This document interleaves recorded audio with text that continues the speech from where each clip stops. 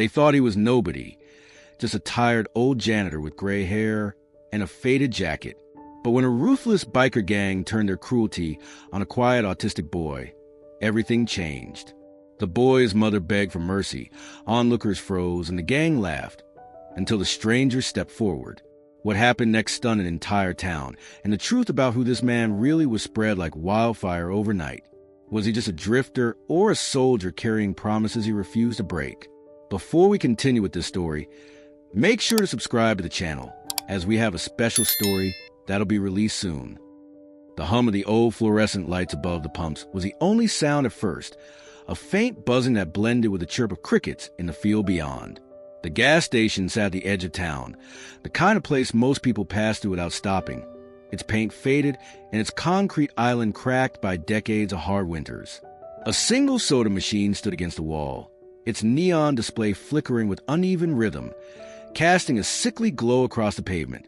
Inside, the clerk counted the minutes to closing, the clock above the register ticking loud in the empty room. Outside, the lot was nearly still, just a low rattle of an air conditioner unit fighting against the humid night air. The sedan by pump 3 was a tired thing, its paint dulled by sun and age, its rear bumper held together by little more than faith and rust. Rachel Turner stood by it with one hand on the pump handle, her eyes tired but alert, scanning the dark stretch of road that ran past the station. Her son, Eli, sat cross-legged on the curb a few feet away. Headphones covered his ears, sketchbook balanced carefully on his knees. He drew in silence, lines forming with quick, precise strokes, his whole world contained on the page in front of him. Every so often he would rock slightly, a quiet rhythm that soothed him more than the muffled hum of music pulsing through his headphones. His mother glanced at him now and then, knowing better than to interrupt, knowing his calm was fragile but precious.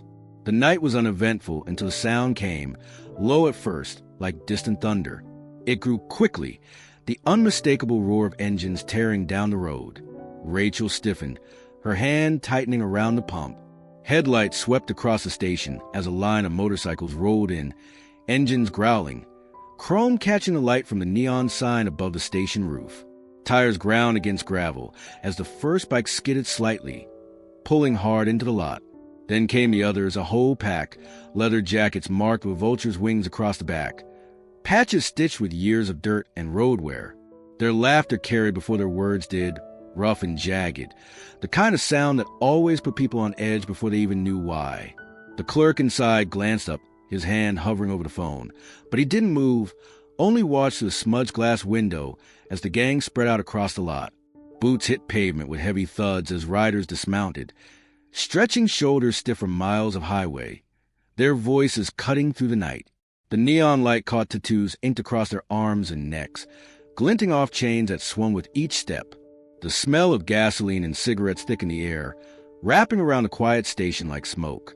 For a moment, it felt like the world had shifted, the stillness broken, replaced by something heavy and unpredictable. Rachel's gaze flickered to her son. Eli hadn't looked up. His pencil still moved, tracing steady lines, the engines and laughter drowned out by the shield of his headphones. She wished for once that he could hear the danger coming, could feel the change in the air the way she did. She willed him not to draw attention, not to move in a way that would pull their eyes toward him. But the outlaws were already looking, scanning the lot, hungry for distraction, their swagger demanding something or someone to lean their weight against. The small gas station, with its broken lights and cracked pavement, had become a stage, and the rumble of their arrival was only the opening note. The night was no longer quiet. It had been claimed. The old sedan ticked faintly as it cooled from the long drive, its hood warm against the night air. The paint, once a cheerful blue, had dulled to something between gray and ash, the years and miles stripping it of any shine. Rachel Turner stood beside it, one hand steady on the fuel pump, her shoulders hunched against the slight chill that crept in with the darkness. She looked tired in the way single mothers often did, eyes shadowed, mouth set, always calculating what could be stretched and what couldn't. Her gaze swept across the lot with quiet caution, then drifted back to her son sitting near the curb. Eli Turner was 12 years old, but carried himself in a way that made him seem both younger and older. The headphones covered his ears completely, wires dangling into the front pocket of his faded hoodie. His legs were tucked beneath him as he sat cross-legged, sketchbook balanced carefully against his lap. A small flashlight, taped to keep the batteries from falling out, lay beside him, its beam angled across the page. Within that narrow cone of light, his world was safe and certain. His pencil moved in quick, deliberate strokes, tracing patterns that looked like mazes at first glance, but closer inspection revealed airplanes, bridges, and shapes that hinted at machines he'd seen only in books. The pages already carried dozens of similar drawings, each more detailed than the last, lines overlapping in a way that made sense only to him. Rachel knew better than to interrupt. This was his calm, his way of shutting out the noise of the world that so often pressed in too hard. The rocking of his shoulders, barely noticeable to anyone else, told her he was comfortable. Each time his pencil paused, he tapped it 3 times against the page before continuing, a rhythm that had become as natural to him as breathing. She glanced at the fuel meter, then back to him, wondering how many more towns they would pass through before they could finally stop running from the weight of bills and empty cupboards. Eli's lips moved silently under his breath, words only he could hear. Sometimes they were numbers, sometimes fragments of songs that had played through his headphones earlier in the day. Tonight, it was numbers, sequences he had memorized from somewhere, threaded into designs he sketched with careful precision. He did not look up when headlights swept across the station, did not turn when laughter cut faintly across the quiet, did not notice his mother stiffen as the sound of engines grew nearer. To him, the lot was simply a background, a place where the pavement pressed cold against his sneakers while his pencil kept moving. Rachel studied her son with a mixture of worry and fierce protectiveness. The world rarely understood him. His silence was too often mistaken for defiance, his rocking for oddness, his focus for detachment. She had long ago stopped trying to explain to strangers that Eli saw more than most people did, that the pages of his sketchbook carried thoughts too large for words. She only wanted him safe, and in that moment, under the dim glow of the gas station lights, with his headphones sheltering him from the outside, he seemed untouchable. She let herself breathe, just for a moment, before the low thunder of motorcycles rolled closer, pulling the night apart one echo at a time. Eli kept drawing, the pencil moving steady and sure, unaware that the fragile silence he depended on was already breaking. The sound reached them before the sight did. Engines, deep and guttural, rolled like thunder across the 2-lane highway and settled over the station with a weight that made the air feel thicker. The buzzing of the neon sign seemed to dim beneath it, swallowed by the rumble that grew louder with each passing second. Rachel froze at the pump, her fingers tightening on the handle, while Eli remained seated on the curb, his pencil still dragging across the page, unaware of the shift that made the night suddenly hostile. The rumble broke into individual roars as the motorcycles came into view, their headlights flashing across the cracked pavement, their chrome flashing even in the weak glow of the station lights. One by one, they pulled into the lot, their tires spitting gravel as they spread out in formation. The first bike was a massive black machine, its rider broad-shouldered, his beard streaked with gray, his jacket patched with the unmistakable image of a vulture, wings outstretched, talons bared. The others followed close behind, a dozen in all, engines still snarling as if the machines themselves had teeth. The gang moved with the precision of men who live by one another's rhythms. Engines cut off almost in unison, boots hitting the ground in heavy thuds. Their laughter came next, sharp and loud, rising in the sudden stillness like broken glass scraping against stone. Rachel's breath caught. She knew the type even before she registered the patches stitched into their leather. They were the Iron Vultures, a name whispered in town more often as a warning than a boast. Men who drifted in and out, who spent their nights in bars and their days on long stretches of road, whose presence meant trouble was close at hand. She kept her eyes down, hoping to be overlooked, wishing her car would feel faster, wishing Eli would stay small and unnoticed in the shadow of a sketchbook. The gang spread across the lot like they owned it, voices rising in jokes no one outside their circle would find funny. Cigarettes flared as lighters snapped, the smoke mixing with the sharp smell of gasoline. One rider kicked at a loose soda can that rattled across the concrete. Another spit into the dust at the edge of the lot. Their tattoos caught the neon light, black and jagged across arms, necks, and knuckles, each mark telling stories Rachel had no desire to know. They carried themselves with the arrogance of men who expected the world to step aside, and for the most part it did. Inside the station, the clerk shrank behind a counter, his posture low, as if hoping to become invisible. He had seen this before, and like Rachel, he knew better than to invite their attention. The bikers didn't need a reason to turn a quiet night into something ugly. They made reasons out of thin air. Their laughter cut the stillness, too loud, too sharp. Each burst like a blade, daring someone to flinch. One of them slapped another on the back, his voice carrying across the lot, crude and careless, as if mocking the silence itself. Rachel glanced toward Eli. He hadn't looked up, hadn't even shifted, the cocoon of his headphones keeping him sheltered from the change that had seized the air. He rocked gently, eyes fixed on the page, pencil tracing another set of lines only he understood. To him, the roar of engines and the bark of laughter didn't exist. But to Rachel, every sound pressed closer. Every step the Outlaws took seemed to shrink the safe space around her and her son. She gripped the pump handle harder, forcing herself to breathe slow, to keep calm. She had no control over what had arrived, only over how invisible they could make themselves until the storm passed. The iron vultures had claimed the gas station with nothing more than noise and presence, and already the night belonged to them. The lot had fallen into an uneasy rhythm, the low murmur of outlaw voices filling the air as the men spread out across the pumps and leaned against their machines. Rachel tried to keep her eyes on the fuel gauge, her heart racing as she willed the numbers to climb faster, desperate to finish and leave before attention drifted in their direction. For a moment, she thought they might escape notice, that the darkness and the quiet presence of her son on the curb would keep them hidden. But laughter has a way of searching out the vulnerable, and the eyes of men with nothing better to do are quick to find a target.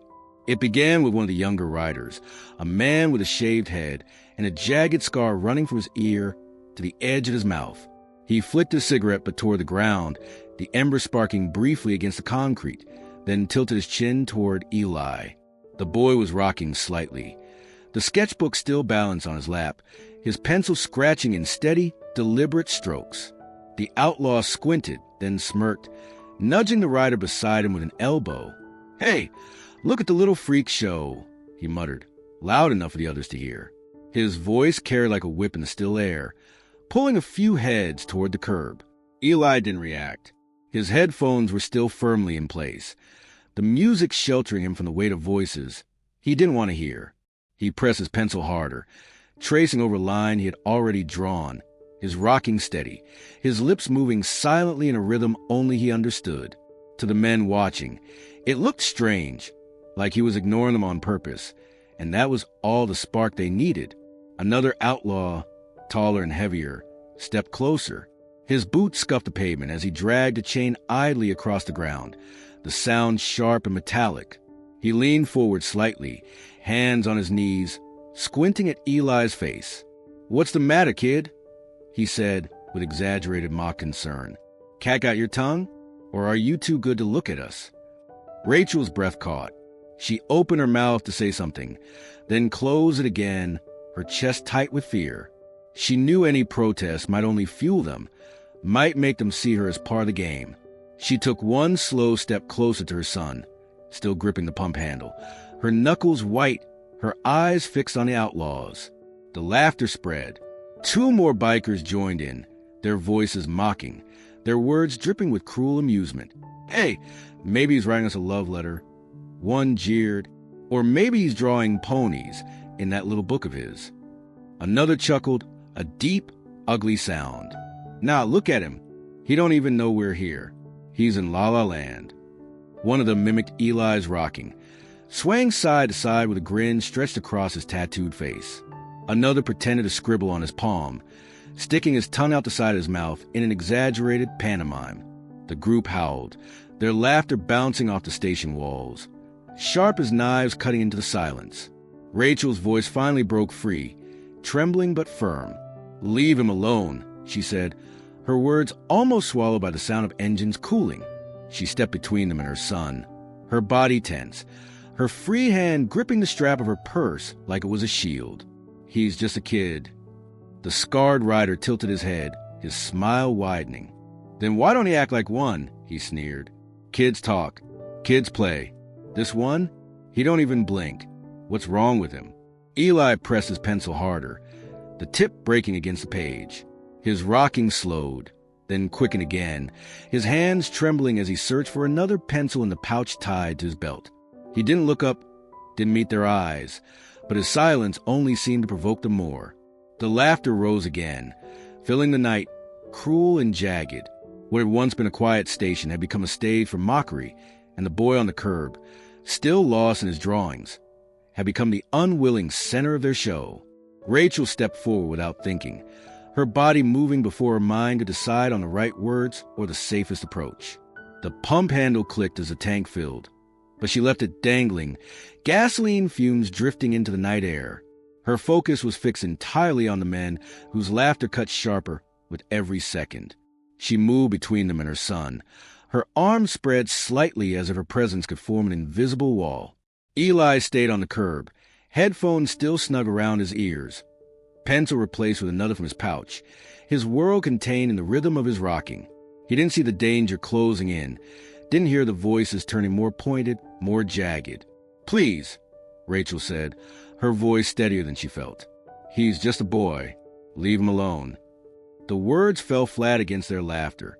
One of the bikers, a tall man with greasy hair falling into his eyes, took a slow step closer, dragging the heel of his boot across the pavement with deliberate weight. He smirked, tilting his head as if studying her stance. "Relax, lady," he said with mock charm. "We're just having fun. No harm in a little fun, right?" Another outlaw circled to her left, his chain still swinging at his side, tapping the concrete with each step. The sound echoed like a countdown, setting her nerves on edge. "Yeah," he added with a grin that didn't reach his eyes. "No harm. We're just curious about your quiet little man there. Don't see kids like him every day." Rachel shifted, keeping her body between them and Eli, her pulse quickening as she realized how easily they could push past her. She wanted to shout, to scream for help, but the gas station clerk inside had already ducked behind the counter, the glow of his phone barely visible as he pretended not to see. The road beyond was empty, headlights nowhere in sight. They were alone, trapped in the weak light of the station, surrounded by men who smelled like gasoline, leather, and smoke. Her voice cracked with urgency. "He's different. He doesn't understand when people tease him. Please, just leave us be." That only seemed to amuse them more. One crouched down slightly, squinting at Eli over her shoulder. He mimicked the boy's rocking, swaying back and forth, his tongue poking out in exaggerated mockery. "Doesn't understand, huh? Maybe we can teach him," he said, his laughter ugly and sharp. Rachel's stomach twisted. She wanted to reach back, to grab Eli by the shoulders and pull into his feet, to shove him into the car and drive away. But she knew sudden movement might ignite the moment into something far worse. Her son needed stillness, and her fear was that her panic would ripple into him. She could only stand there, hands trembling as she held her ground. The circle tightened. Boots scraped across the pavement as more of the riders drifted closer, forming a loose ring that boxed her in. Their shadows stretched long under the flickering neon, dark shapes moving with the ease of predators who had cornered prey before. Their laughter had lowered now, not as wild but more deliberate, a hum of menace that pressed on her chest. Rachel swallowed hard, her voice barely more than a whisper. "We don't want trouble." "Trouble's already here," the scarred man said with a grin, his eyes glinting under the light. He pointed his chin at Eli, rocking faster now, pencil moving in frantic, jerky strokes. "Kid, don't even know what planet he's on. What are you hiding him for? Afraid he might break?" Her throat tightened, tears threatening but held back by sheer will. She couldn't show weakness. She couldn't let them see her crumble. She planted her feet, lifted her chin, and held her arms out just a little wider, her frame small against the wall of leather and steel surrounding her. For the first time in a long while, she wished someone else would walk into the lot. Wished there was another set of eyes to see what was happening. But the station was quiet, the highway silent. The only witnesses her son's unseeing eyes and the laughter of men who mistook cruelty for amusement. Rachel whispered again, this time not a plea but a desperate prayer that someone, anyone, would step in before the circle closed completely. the noise pressing on him from all sides. Though Eli didn't hear the words the way others did, his headphones muted the sharp edges, but sound still slipped through, muffled laughter and heavy boots striking pavement, vibrations traveling to the ground and into his body. He tightened his grip on the sketchbook, fingers curling around the edges until the cardboard cover bent under pressure. The pencil trembled in his hand, the lines on the page breaking into jagged marks that no longer formed the patterns he wanted. He rocked harder, his shoulders swaying forward and back, each movement faster than the last. The world around him had shrunk. The station lights blurred at the edges of his vision, and even his mother's voice became only a thin thread he couldn't quite follow. He focused instead on the safe ritual of counting. Numbers whispered under his breath that no one else could hear.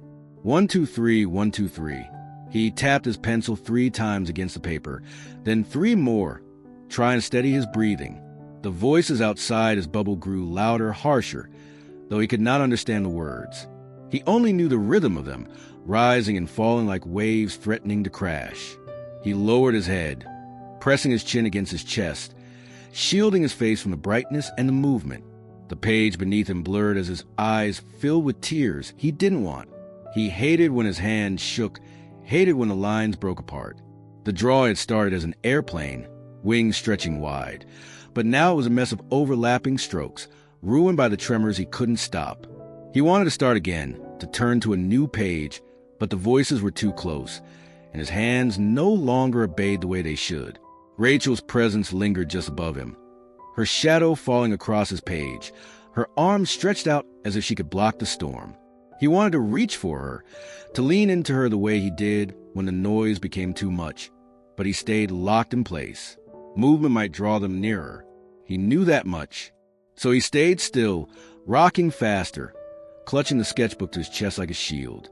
The laughter stabbed into his cocoon. He could feel it even if he couldn't make out the jokes. The vibration of boots circling him, the rasp of chains dragging across concrete, all of it pressed tighter until the space he left felt no bigger than the square of paper in front of him. He buried his face into it, pressing his forehead to the page, smearing graphite against his skin. The smell of pencil lead was sharp, grounding, better than the gasoline fumes and cigarette smoke swirling in the air. His breathing turned shallow, ragged with the effort of holding back a sound. He didn't want to cry out. He didn't want to give them anything else to take. The only sound that escaped him was a faint hum of a tune, one he repeated endlessly when the world became too much. It was no louder than the buzz of the neon sign above, but it was a thread keeping him tethered while everything else tried to unravel. The circle tightened outside his shrinking world. He knew they were watching him. He could feel eyes on his back, the way heat lingers on skin too long in the sun. Still, he did not look up. He clung to his silence, even as his mother's voice rose again, sharp with fear. He clutched the sketchbook tighter, his world collapsing to the single thought that if he stayed small enough, quiet enough, maybe the storm would pass him by. The glass door of the bus station creaked open, its frame warped by years of neglect, and the sound slipped into the night almost unnoticed. From the dim interior stepped a man most would have dismissed without a second glance. Samuel Kincaid walked with a steady gait of someone accustomed to carry more weight than the years on his shoulders suggested. He was wiry rather than broad, his frame lean and drawn by time, but the way he moved held a quiet certainty. His gray hair was cut short, uneven at the edges as if he trimmed it himself, and his face bore lines carved not just by age but by weather, hardship, and long-forgotten battlefields. The jacket he wore hung loose, its faded blue fabric stained with years of labor. The cuffs were frayed, the elbows patched clumsily, the kind of garment that told a story without ever needing words. His pants were no better, creased in places where dirt and oil had never fully washed out. On his feet sat scuffed black boots, the leather cracked and softened by decades of use. In the flickering glow of the gas station lights, he could have been mistaken for a janitor on his way home from a night shift or a drifter with nowhere to be. Few would have paused long enough to notice the scar running the length of his right forearm, pale against his weathered skin, the kind of mark that didn't come from accidents but from survival. Sam carried nothing but a canvas satchel slung over one shoulder, its weight pulling slightly at his posture. His hands were empty, the left one curled loosely as he walked, the right brushing against his thigh in rhythm with each step. He did not hurry, but neither did he dawdle. His eyes, pale blue and sharp even under heavy brows, swept the lot in silence. They lingered on the motorcycles lined up like black beasts beneath the lights, then shifted to the cluster of men who filled the air with laughter that wasn't born of joy. His gaze moved again, landing on Rachel where she stood rigid, her arms stretched slightly as if to shield her son from blows that hadn't yet fallen. The boy on the curb caught his attention last. Sam saw the way the child rocked, the way his hands clutched the sketchbook with desperation, the way his world folded inward as the circle pressed closer. He had seen that look before, not in children, but in young soldiers caught in the noise of chaos, trying to disappear inside themselves to escape what surrounded them. His jaw tightened slightly, though his expression otherwise remained neutral. The bikers barely registered him at first. To them, he was just another old man slipping out of a bus station, nothing more than background. A couple of heads turned briefly, but their eyes slid past him, drawn back to the trembling boy who gave them reason to sneer. That was fine by Sam. Being overlooked had its uses. He moved with deliberate calm across the lot, each step steady, his boots clicking softly against the cracked pavement. The chain-dragging outlaw noticed him then, raising an eyebrow and smirking at the sight of the wiry figure approaching. "Well, look at Grandpa," he muttered, loud enough for the others to hear. Laughter followed, but Sam didn't change his pace. He didn't answer. Rachel glanced toward him, her fear breaking momentarily into something else, hope mixed with doubt. She didn't know who he was, only that he was walking closer while everyone else hid or looked away. Sam's eyes met hers for the briefest moment, and she saw something there that steadied her breath. He didn't look reckless. He didn't look foolish. He looked like a man who had already decided something long before he stepped through that door. The laughter carried on around him, sharp and mocking, but Sam kept walking. His presence was quiet, unremarkable to most, but there was something beneath the surface, something in the set of his shoulders, in the scar on his arm, in the measured calm of a man who had once faced storms far worse than this one. Samuel Kincaid reached the edge of the pumps just as the laughter swelled again, the sound jagged and cruel. He slowed, letting his satchel slip a little lower on his shoulder, his eyes sweeping across the circle of men as though measuring distance and space. For a heartbeat, one of the bikers met his gaze, but whatever he saw there didn't hold his attention long. The outlaw snorted, nudged a man next to him, and muttered something that sent another wave of chuckles through the group. Sam didn't answer. He simply stepped closer, his posture straight, his face calm, as though he belonged there in the center of their noise. The first one brushed him hard with his shoulder as he passed, a deliberate shove that knocked Sam slightly off balance. "Watch it, old man," the biker barked, not even glancing back. The others laughed, the sound rolling across the cracked pavement, and one more followed suit, ramming into it a hip as if to prove a point. Sam shifted, caught himself with a quiet step, and straightened again. His satchel swayed, bumping lightly against his side, but he gave no outward sign of irritation. To the iron vultures, he was nothing, just another gray-haired body who should have known enough to keep out of their way. A drifter, a janitor, maybe someone on his way home from sweeping floors or mopping bathrooms. Certainly not worth more than a passing shove. They pushed past him the way they would brush off an empty soda can, something to kick aside while focusing on what they thought mattered. The boy was still their entertainment, the mother their shield, and the night their playground. Sam stood still for a moment, letting their laughter wash over him. He had been overlooked many times in his life, by politicians who sent him into places they never dared go, by employers who saw only his age and not the work behind his hands, by strangers who thought a faded jacket told the whole story of a man. He had learned long ago that being underestimated was its own kind of armor. The outlaws didn't see him, not really, and that gave him a choice they didn't yet realize he held. Rachel glanced toward him again, hope flickering briefly before dying into resignation, when she saw how the bikers dismissed him. If they shoved him aside so easily, how could he possibly help? He looked too thin, too weathered, like someone who had fought too many small battles with time and lost most of them. She turned back quickly, afraid her moment of distraction might cost her the fragile space, she was holding between them and her son. Sam adjusted his satchel strap, the motion small, unhurried. He looked at the boy on the curb, saw the way his shoulders rocked, the way his fingers clung to the sketchbook like a life raft. He recognized the silence for what it was, a retreat, a last line of defense. And he recognized the cruelty circling him for what it was too. Predators always mistook quiet for weakness. That had never changed, in any time, in any place.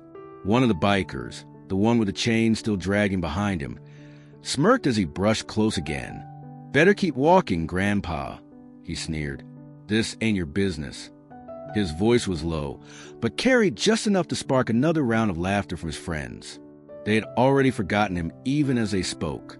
To them, he was invisible, unimportant, an obstacle to shove aside without consequence.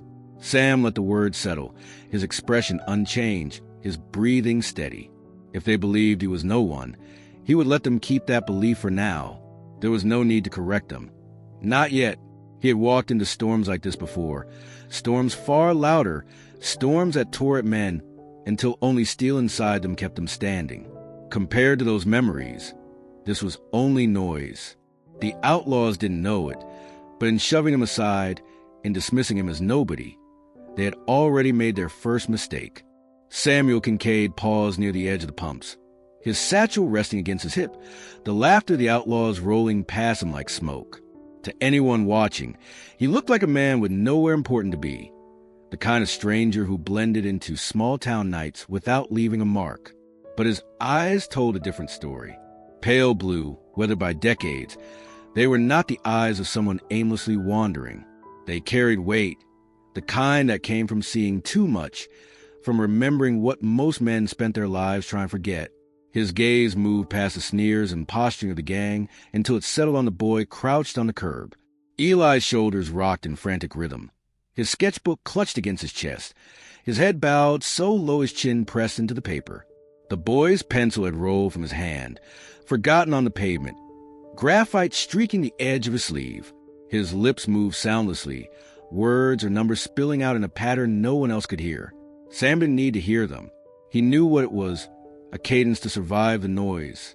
The scene struck him with a jolt of recognition that cut deeper than the taunts filling the night. He had seen that posture before. Not here, not in this quiet town, but in the dust of foreign roads lit by fire and fear. Young soldiers, barely older than boys, huddled behind broken walls while chaos raged around them, rocking in silence as if motion alone could shield them from the thunder of artillery. He remembered the way their eyes glazed, the way their bodies shrank in on themselves, retreating to a place no one else could enter. Eli's small frame, trembling in the glow of the station lights, was not so different from those memories. Sam's jaw tightened, the scar on his forearm catching the light as his hand curled slightly. The Outlaws saw only a boy to mock, someone strange, someone different enough to provoke cruelty. But Sam saw something else. He saw the signs of overload, the way the boy's silence wasn't choice but necessity, the way he clung to the last pieces of control he had. It was a battlefield of another kind, invisible but no less real, and Sam understood it immediately. He scanned the circle again, eyes narrowing, calculating as he had once done when his unit had been outnumbered. The bikers were laughing, their attention fixed on the boy and his mother, their movements casual but edged with menace. They had the advantage of numbers and arrogance, but arrogance could be turned. He knew that too. He had turned it before. For a moment, his vision blurred, not from weakness but from memory. A younger face, dirty and frightened, had once looked at him in another corner of the world, desperate for someone to stand between him and the storm.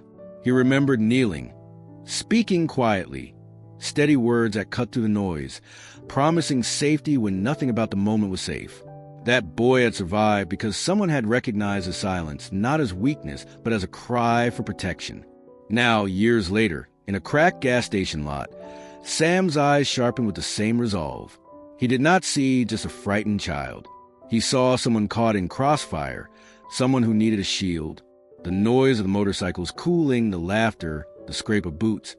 It all faded into background. What mattered was the boy's trembling hands, the mother's desperate stance, and the knowledge that this was a battle no less important than the ones he had fought long ago. The Outlaws didn't notice the shift in his gaze. To them, he was still just another old man standing too close, one more nobody to brush aside. But behind those pale blue eyes, the decision had already been made. He had walked away from battlefield before, carrying scars inside and out, but some fights had a way of finding him again. And when they did, Sam Kincaid knew he would not stand aside. Not then, not now. The laughter had reached a fever pitch, loud enough to echo against the glass windows of the station and spill out into the quiet fields beyond. Rachel stood stiff, her arms stretched slightly in front of Eli, her body angled to shield him, though she knew it would not stop much if these men decided to push harder. Eli had withdrawn into himself, rocking in frantic rhythm, his sketchbook crushed tight against his chest. The Outlaws circled and jeered, their boots scraping the pavement, their voices a chorus of mockery. It felt like the night itself had bent under the weight of their noise, suffocating everything else. Then a voice cut through, not loud, not harsh, but calm, steady, and unshaken. "You two all right?" Rachel turned her head, startled by the sound. Samuel Kincaid had stepped closer, his wiry frame framed in the flickering glow of the neon sign. He hadn't raised his voice to compete with the bikers. He didn't need to. The even tone carried differently, sliding beneath the noise like a current under restless waves. His pale eyes moved between mother and son, not lingering on the men who crowded them, not engaging with their sneers. It was as if they weren't there at all. Rachel blinked, her breath catching in her throat. She wanted to answer, but her words snagged against fear. Her lips parted, then closed again, the sound trapped somewhere deep inside. The question itself, gentle, unhurried, was almost enough to steady her shaking knees. For the first time since the motorcycles had roared into the lot, someone had spoken to her without cruelty, without mockery, just a simple acknowledgement that she and her boy were more than the playthings these men had decided to torment. Eli did not look up, but something shifted in his rocking. The rhythm slowed slightly, not much, but enough for his mother to notice. He heard the tone, if not the words. He felt the difference. One of the Outlaws snorted, throwing his head back with a laugh. "What's this?" "Grandpa checking on the freaks," he jeered. Another slapped his thigh, grinning. "Man, he thinks he's going to play hero." The circle's noise rose again, mocking the intrusion, but Sam did not react to them. He kept his eyes on Rachel, waiting for her to answer. His expression was calm, unreadable, but there was something in it, something steady, that reached her through the haze of fear. Finally, she found her voice, thin but present.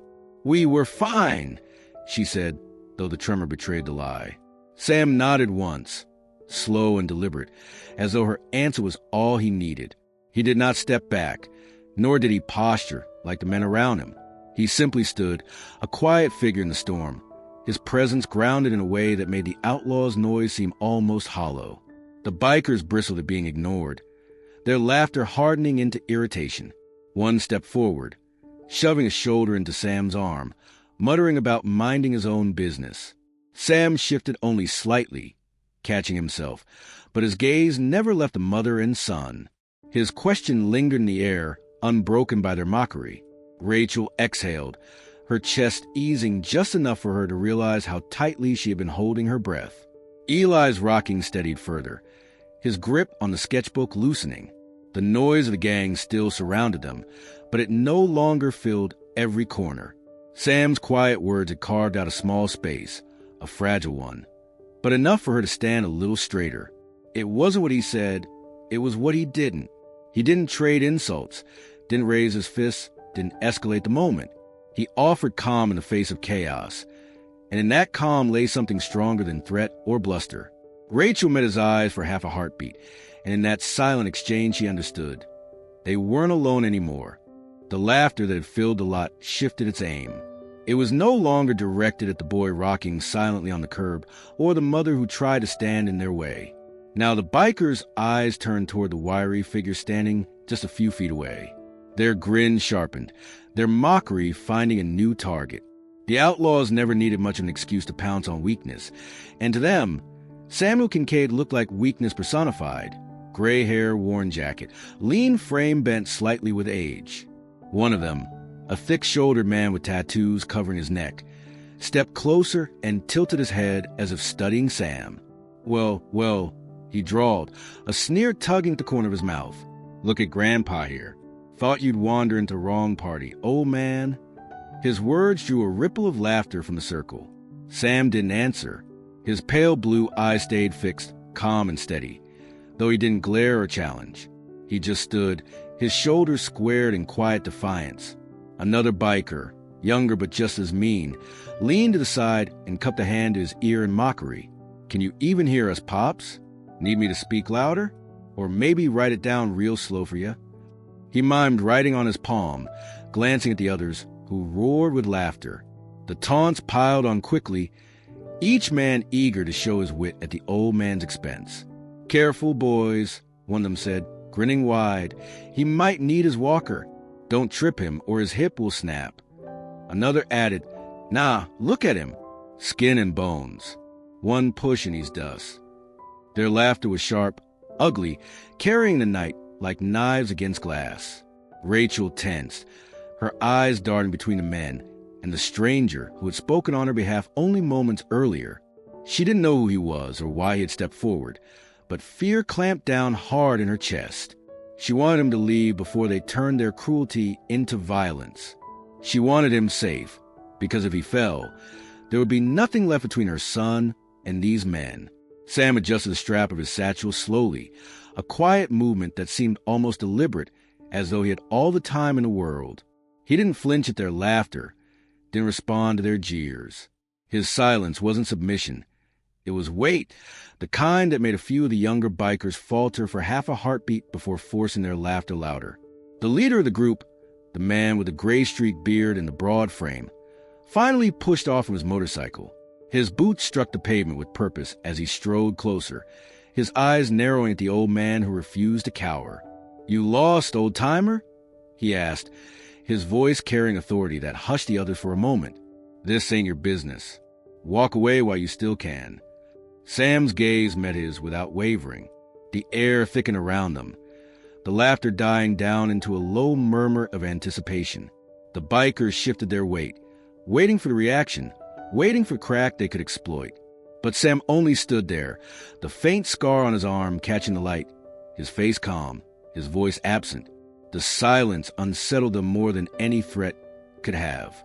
It stretched long, broken only by the faint hum of the neon sign and the restless shuffling of boots on concrete. The men grinned wider, but there was a strain to it now, an edge of frustration. They wanted him to break. They wanted him to lash out or shrink away.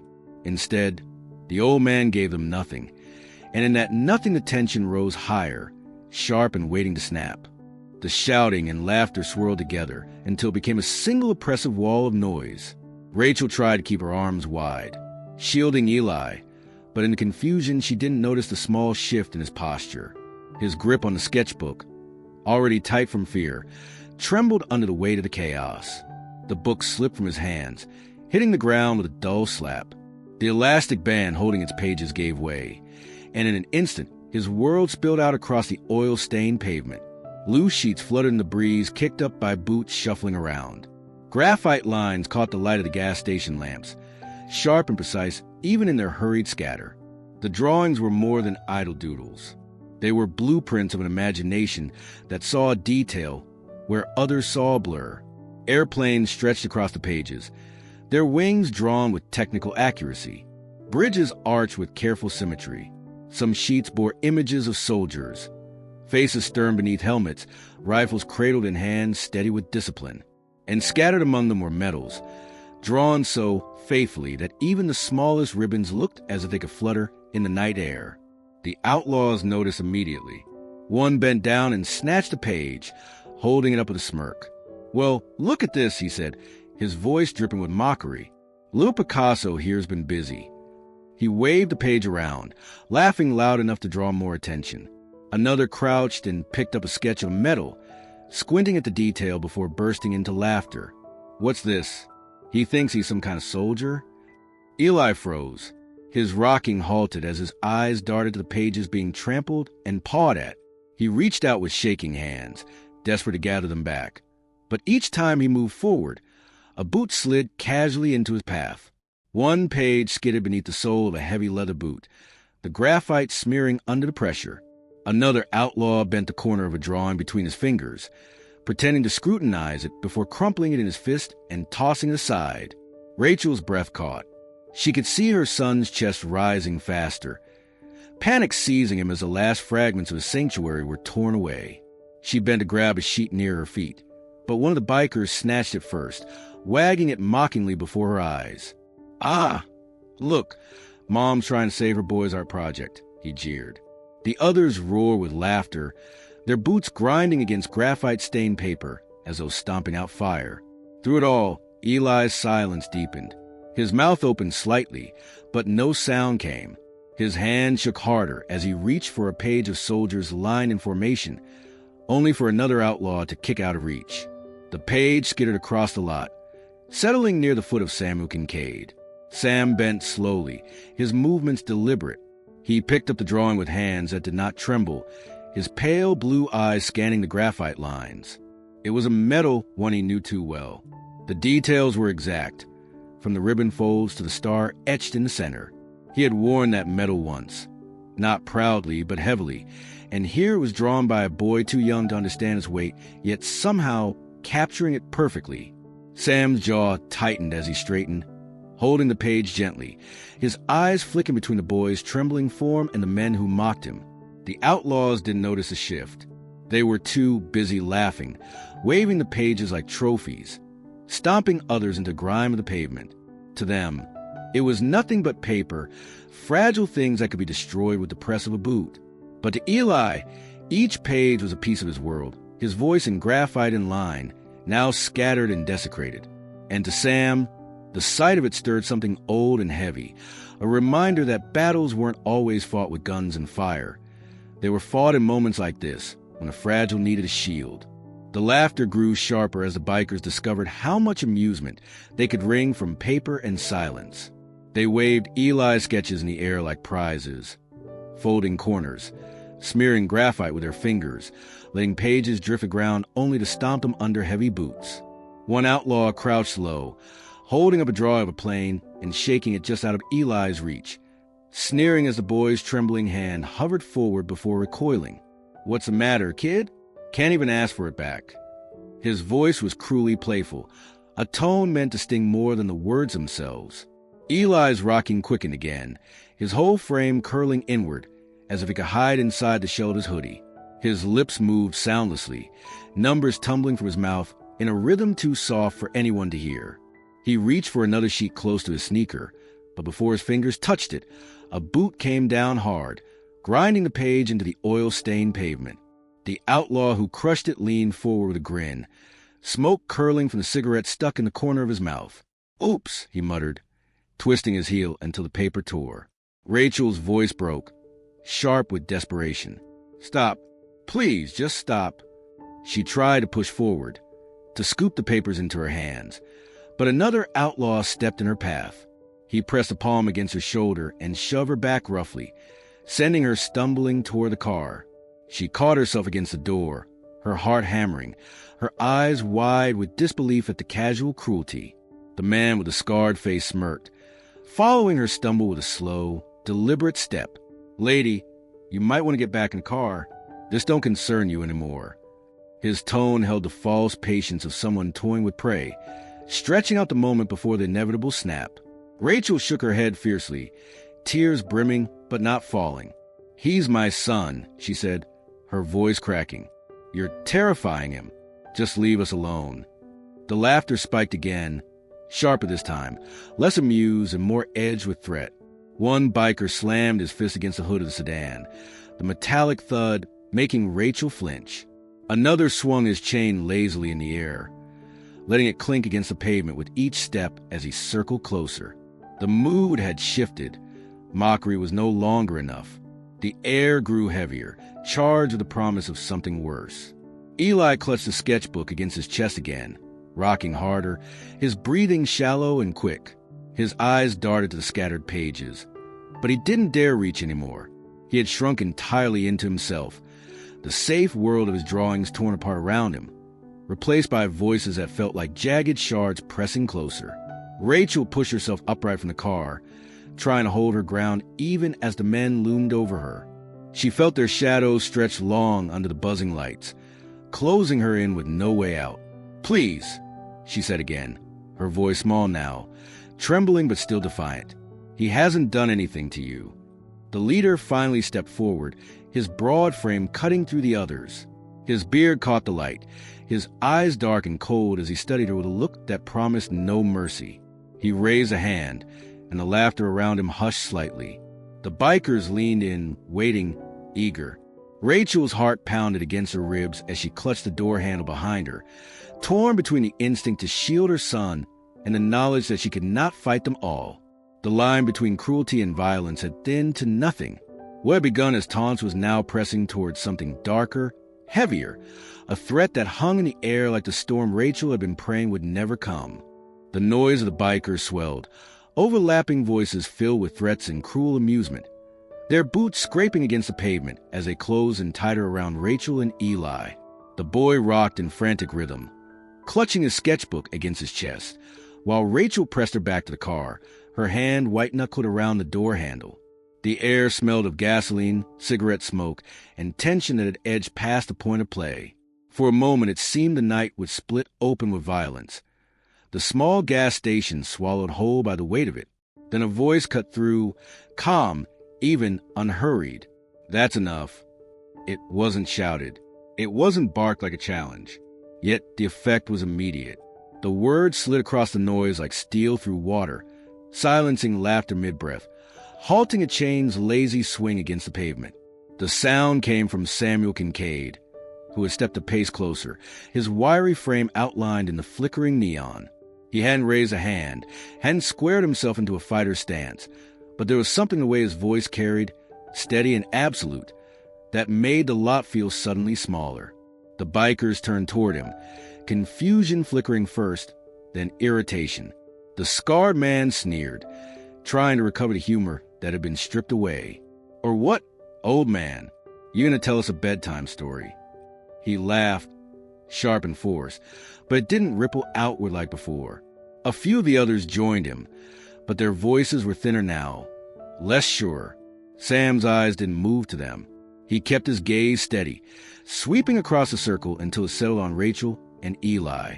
His face remained calm, his jaw tight, the pale blue of his eyes catching the light in a way that made them seem almost colder than the night itself. He didn't repeat himself. He didn't need to. The weight of his presence was carried in those two words, as if he were a man used to being obeyed without question. The leader stepped forward, his boots deliberate against the pavement. He towered over Sam in size, his beard catching the light as he leaned in close. "You think you can walk in here and tell us when we're done?" he asked, voice low but dangerous. Sam didn't blink. His tone didn't waver. "I said enough." The space between them grew taut, a cord stretched to breaking. The younger bikers shifted restlessly, some grinning to mask their unease, others glancing between their leader and the old man as if unsure how this had turned. The chain that had been swinging idly now hung still, its end brushing against the pavement in a faint metallic scrape. Rachel felt it too.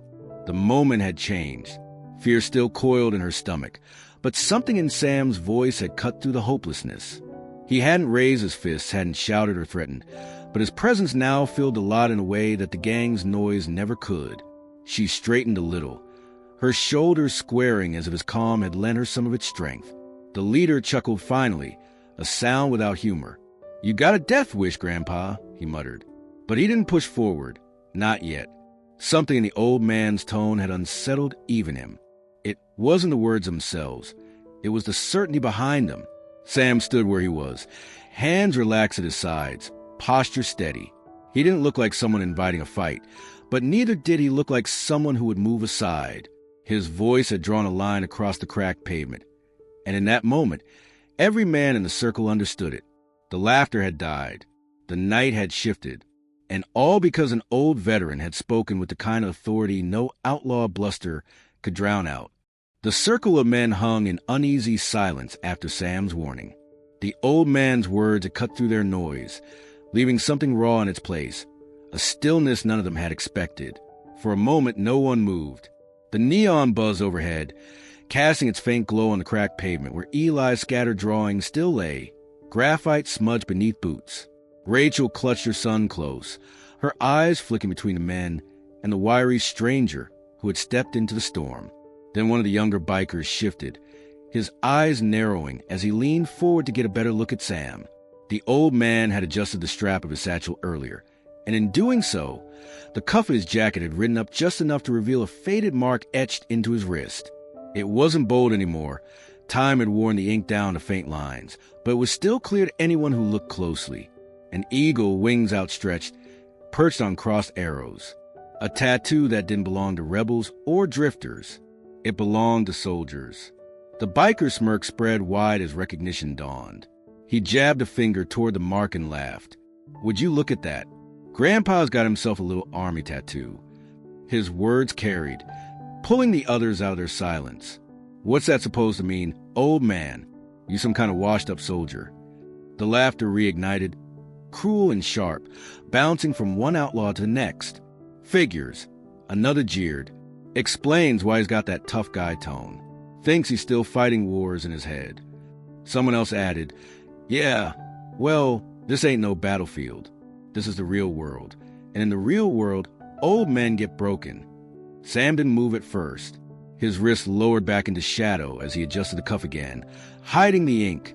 His face stayed calm, but his eyes flicked once toward the boy on the ground, then back to the circle of men. Inside those pale eyes, something shifted, like the brief flash of memory behind glass. He didn't hear their laughter the way they meant it.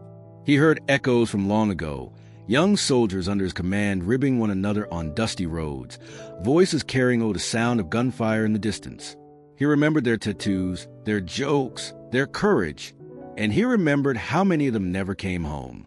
Rachel caught the slight tightening in his jaw, the faint pull at the corners of his mouth. She realized then that this man wasn't merely someone passing through. He carried weight, and the tattoo was not decoration, it was history. The bikers saw only faded ink and age. They didn't see the night spent on foreign soil, the scars beneath the jacket, the cost of battles that left their marks in ways no laughter could erase. One outlaw stepped closer, puffing out his chest, trying to tower over him. "So what did they do, huh? Toss you out when you couldn't keep up? Send you home with a medal and a pat on the head?" He grinned, baring his teeth like an animal testing the edge of its prey. Sam finally met his gaze, his voice low, even almost too calm. "They sent me home," he said, each word deliberate, "because there wasn't anyone left." The laughter faltered for a beat, tripping over the weight of what he'd said. The biker who had spoken tried to grin wider, but it rang false now, his eyes flicking to the others for support. Their mockery resumed quickly, louder than before, as though volume alone could smother the unease creeping at the edges. But beneath their noise, Rachel felt it. A shift, a crack in the mask of cruelty. The tattoo they had mocked was not a relic of weakness. It was a reminder of survival. And though they dismissed him as a washed-up soldier, there was something in Sam's bearing, calm, unwavering, that told a deeper truth. He had stood in circles far deadlier than this one, and unlike them, he hadn't needed to brag or laugh to prove he belonged. Eli's world had shrunk so small that it was no bigger than the sketchbook clutched to his chest. He rocked in tight, frantic motions, the rhythm fastened before, his breath shallow and uneven. The voices around him were jagged, filling the air with mockery. He couldn't fully hear through the cushion of his headphones, but he felt them in the vibrations under the pavement and the sharp movements of boots stomping near his drawings. Every sound pressed into him like static, too much, too fast, until he thought he might fold it on himself completely. Then his eyes, half hidden beneath his hood, caught something different, a figure standing still among the chaos. Sam had not moved after speaking. His stance was steady, his arms at his sides, his pale eyes unblinking against the ring of men surrounding him. He didn't fidget, didn't raise his voice, didn't fall into the rhythm of their noise. He simply held his ground, as unshaken as if the bikers were nothing more than shadows passing through. The boy's rocking slowed, his gaze caught by the calmness radiating from the old man's posture. Eli had always looked for anchors, something anything, that could steady him when the world tilted too fast. Sometimes it was the weight of his sketchbook, the familiar scratch of pencil across paper, the hum of numbers whispered under his breath. Sometimes it was his mother's hand pressed firmly against his shoulder. But now his attention clung to the stranger. The stillness was different. It wasn't passive. It was strong, deliberate, as if the man carried a silence heavier than all the noise trying to drown it out. The boy's rocking slowed further. He adjusted the sketchbook against his chest, his grip loosening just enough that his fingers stopped trembling. He blinked rapidly, his breathing still uneven but no longer sharp with panic. His eyes moved between the biker's restless swagger and the quiet figure who refused to flinch. The contrast was stark. Men circling like hyenas, loud and cruel, and one old man who stood like a post driven into the earth, immovable. Rachel noticed it, too. She had been torn between fear and despair, bracing for the moment when the gang's jeering would spill into violence. But when she looked down and saw her son, she caught the difference in him. His shoulders eased by a fraction. The wild rocking that often came when he was overwhelmed had steadied into a slower rhythm. His gaze, which usually fell to the ground when things grew too loud, was locked on Sam. The bikers didn't see it. They were too busy trying to tear open the old man with their words, mocking his age, his scar, his faded tattoo. They couldn't recognize the effect he was already having on the boy they had chosen to torment. For Eli, the old man wasn't a target of ridicule. He was a shield, someone whose stillness promised that storms could be weathered, that not all noise meant danger. Eli pressed the edge of the sketchbook against his chin, not in retreat, but in thought. His lips moved, whispering numbers again, but slower now, more deliberate. He matched them unconsciously to the rhythm of the man's stance, steady, grounded, unshaken. 1, 2, 3. 1, 2, 3. The pattern aligned with the quiet authority that held the air around Sam. In that fragile moment, Eli felt something he hadn't felt since the first roar of motorcycles had torn into the station.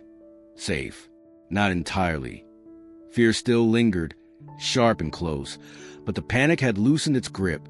He had found a point of balance in the chaos, and it was not in himself this time, but in the presence of a stranger who stood without needing to explain why.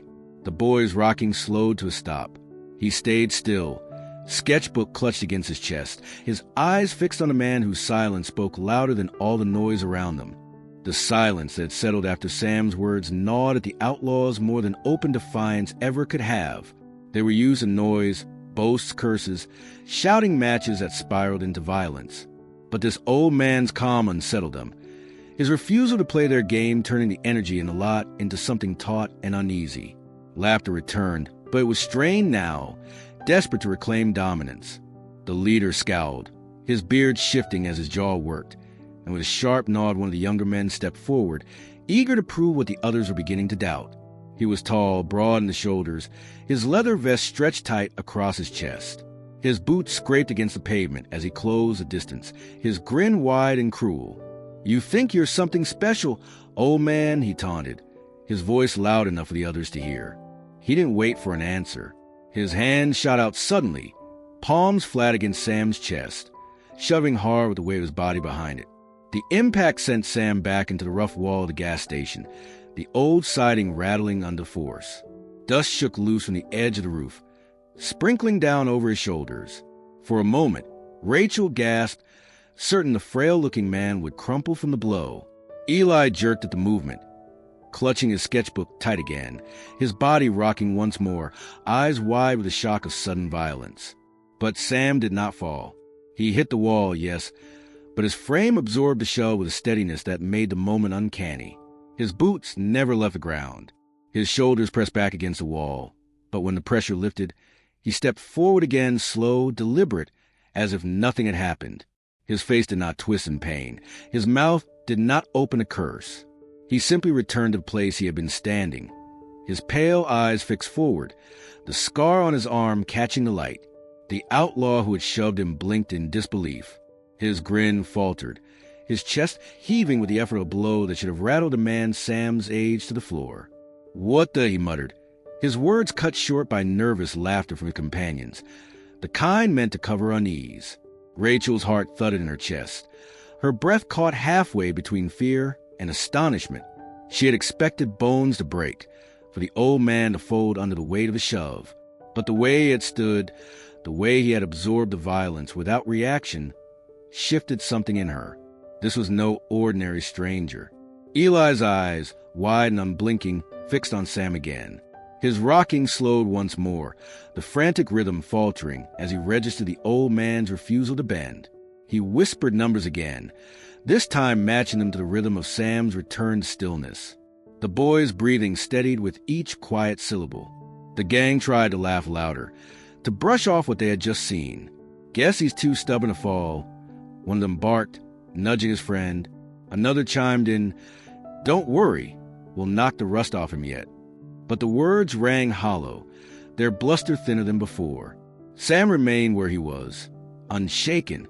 His silence lingered like a weight in the lot, heavier than any shove, more unnerving than any threat. He had been tested, and he had not moved. The balance of the night was shifting, and the outlaws, though unwilling to admit it, had felt it in the strength of that unmoving stance. The outlaw who had shoved Sam stepped back with a swagger meant to hide his surprise. He rolled his shoulders, smirking as if nothing had unsettled him, but the faint flicker in his eyes betrayed doubt. His friends jeered encouragement, eager to see the old man broken down further. One called out, push him harder next time, see if the fossil still stands. Another added, careful, don't snap his bones. Might get dust all over the place. Their laughter rang out again, forced and brittle, but the sound faltered when Sam finally moved. It wasn't sudden aggression. It wasn't a roar of anger. It was deliberate, measured, and frightening in its control. Sam's pale eyes never left the man in front of him. His hand rose, calm and fluid, catching the outlaw's wrist just as it jerked forward for another shove. With a twist that looked almost effortless, Sam shifted the younger man's weight off balance. In an instant, the biker's arm was bent at an unnatural angle, his body dropping to one knee as he gasped in pain. The motion was so fast that the others barely registered it before their companion was pinned, his wrists locked and his face twisted with shock. Rachel's breath caught in her throat. She hadn't expected the old man to strike back at all, let alone with such precision. Eli's wide eyes followed every movement.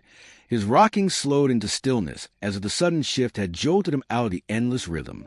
The boy clutched his sketchbook tight, but for the first time since the bikers had arrived, his gaze wasn't downward. It was fixed on a man who had turned violence aside like water rolling off stone. The outlaw on the ground growled, trying to wrench himself free, but Sam's grip tightened. With a controlled movement, he shifted his stance, placing a boot against the man's shoulder and sending him sprawling flat onto the pavement. The chain that had been dangling from another outlaw's hand clattered against the ground as its owner froze mid-swing, uncertain whether to step forward or hang back. The gang erupted into shouts. "What the hell?" One bellowed, stepping forward, fists raised. Another cursed, his hand hovering near the handle of a knife tucked into his belt. The leader's eyes narrowed, but even he didn't move immediately. They had expected the old man to crumble, not to move with the practiced skill of someone who had done this many times before. Sam straightened slowly, releasing the attacker, now groaning on the ground. His hands were steady, not clenched in fists but relaxed at his sides, as though he had simply corrected an error rather than fought off an enemy. His breathing didn't change, his expression calm, as if every step had been measured in advance. "You don't want this," he said finally, his voice even, cutting through the cursing and shuffling boots. "Walk away." The words carried no theatrics, no threat shouted to cover fear.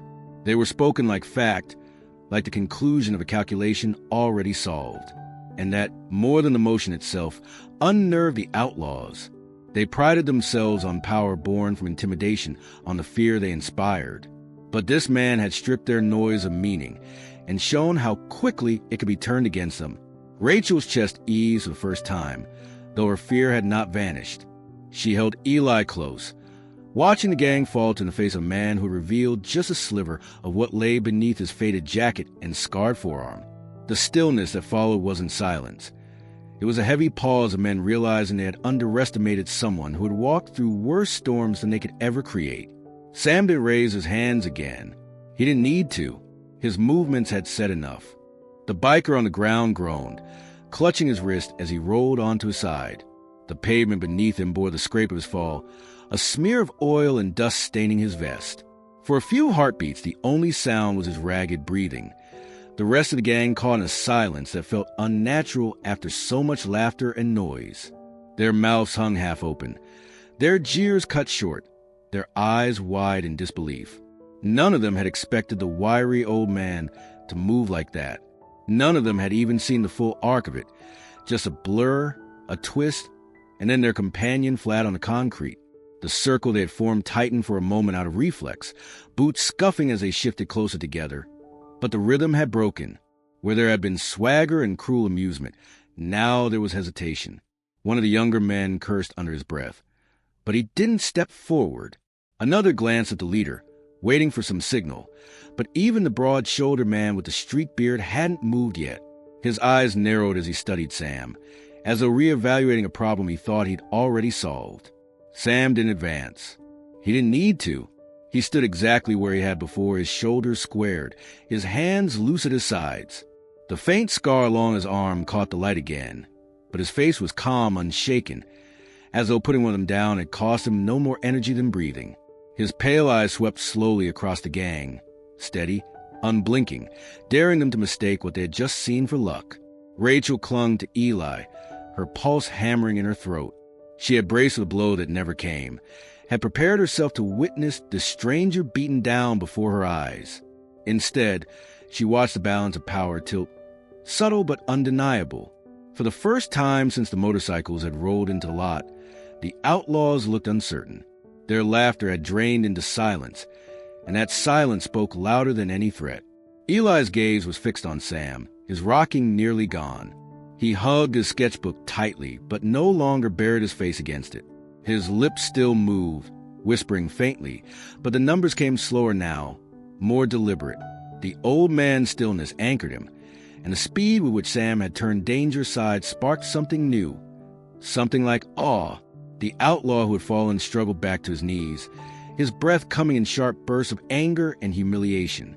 He looked around for support, expecting the others to rush in, to overwhelm a man who had dropped him so easily, but none stepped forward. Their bravado faltered beneath the weight of what they had seen. They were predators accustomed to easy victories, to fear and submission. What they faced now wasn't fear, it was control, quiet and unyielding, the kind of presence that shifted a fight before it began. The leader finally spoke, his voice low and measured. "Get up," he muttered to the man on the ground. His words didn't carry the confidence they had earlier, but they were enough to break the tension, enough to remind his men that silence was weakness. Yet even as he barked the order, his eyes never left Sam. The circle loosened. It wasn't retreat, not yet, but it was no longer the tight ring of hunters around prey. Space opened in the lot, and with it, the fragile illusion of their dominance cracked. None of them said it aloud, but they all felt it. The circle had broken, and with it, the certainty that they were in control slipped quietly into doubt. The neon light flickered above, buzzing faintly against the quiet that had fallen over the lot. The outlaws shifted uneasily, their bravado cracked by what they had just witnessed, but Samuel Kincaid barely saw them. His pale eyes were steady, fixed outward, yet his thoughts had slipped inward, drawn by the weight of memory that never stayed buried for long. The scent of gasoline and cigarette smoke faded into something older, sand, sweat, and the acrid tang of gunpowder. He could hear it again, the distant pop of rifles, the thundering percussion of mortars striking too close. He saw his unit as they had once been, young men with faces still too soft to carry the weight of war, their laughter rough alive, echoing in the narrow spaces between terror. He remembered the way they had crouched together in the dirt, shoulder to shoulder, not because they weren't afraid, but because they couldn't afford to be alone. He could picture each one. Martinez, who carried letters from home folded so many times the paper tore along the creases, his thumb always brushing the ink as though the words might vanish if he didn't keep them close. Harlow, who sang off-key songs during long marches just to keep their feet moving, even when exhaustion clung to their bones. Young Davis, barely 20, with eyes too wide for a battlefield, who clung to Sam's every order as if those words alone could build a wall against death. One by one, those faces blurred into the silence that followed every fight. Empty bunks, names scrawled in reports. Sam had carried them home not in body but in memory, their voices lodged inside him, their laughter echoing in dreams that broke him awake in the middle of the night. They had trusted him to bring them back.